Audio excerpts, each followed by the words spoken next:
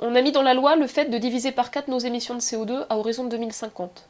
L'Union européenne, elle s'est fixée 20% d'émissions de gaz à effet de serre, d'économie d'énergie renouvelable en 2020, donc c'est demain 2020.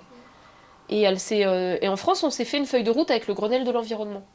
C'est-à-dire, qu'est-ce qu'on va développer qui est efficace qui peut économiser des rejets de CO2. Enfin, il y a beaucoup de façons de le faire. Il y a de faire des voitures plus efficaces, du covoiturage, plus de transports en commun, des énergies renouvelables avec du photovoltaïque, du thermique solaire, des éoliennes, puis de l'efficacité énergétique, mieux isoler les logements par exemple, tout le monde y gagne en fait très rapidement et ça crée des emplois. Donc il y a quand même une feuille de route qui montre que sans révolution, sans changement, sans remettre en cause notre société, mais en étant astucieux et efficace, on peut en fait, je pense, deux choses, c'est-à-dire créer des emplois, c'est important, et en même temps éviter de rejeter du CO2. Et il y a vraiment une manière d'y arriver, et on commence à s'orienter vers ça.